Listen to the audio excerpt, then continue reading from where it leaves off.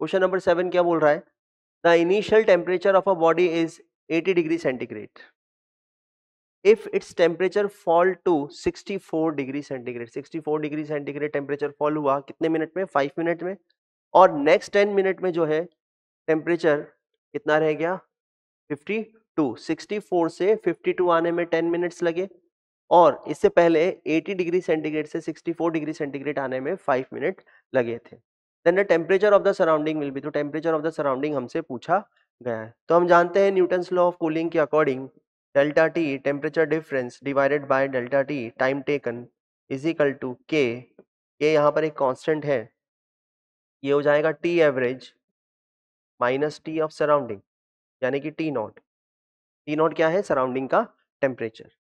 ठीक, तो हम इस चीज का यूज करते हुए यहाँ पर दोनों के लिए इक्वेशंस बना लेते हैं। 80 डिग्री सेंटीग्रेड से 64 डिग्री सेंटीग्रेड तक आने में 5 मिनट लगे और 64 से 52 तक आने में अगेन 10 मिनट्स यहाँ पर लगे हैं। ठीक, तो डेल्टा टी फर्स्ट केस में कितना हो जाएगा? 80 माइनस 64। 80 से 64 आए, कितने टाइम में आए? 5 मिनट्स में आए, इज इक्वल टू के। टी एवरेज कितना? टी एवरेज हो जाएगा 80 plus 64 divided by 2 minus temperature of surrounding कितना है? टेम्परेचर ऑफ सराउंडिंग हमसे पूछा गया है, तो ये हो जाएगा टी नॉट।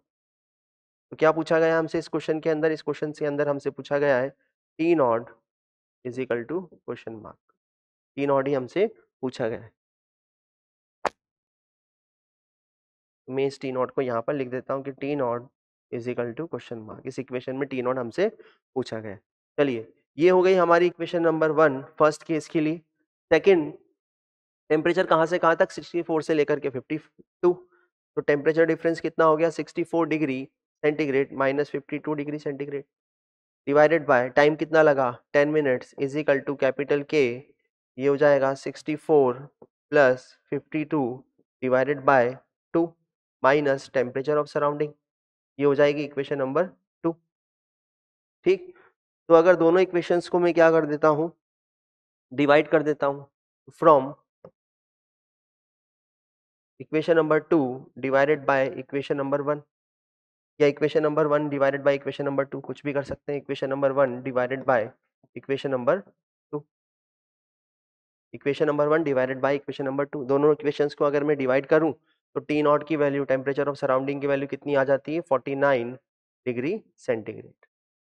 ठीक, तो इसको कैलकुलेट करने के बाद टेम्परेचर कितना आ जाएगा सराउंडिंग का? 49 डिग्री सेंटीग्रेड, और यही हमसे पूछा गया था। तो यह है न्यूटन्स लॉ ऑफ कूलिंग का यूज करके हमने इस क्वेश्चन को सॉल्व किया और हमारा ऑप्शन भी जो है वो करेक्ट ऑप्शन होगा।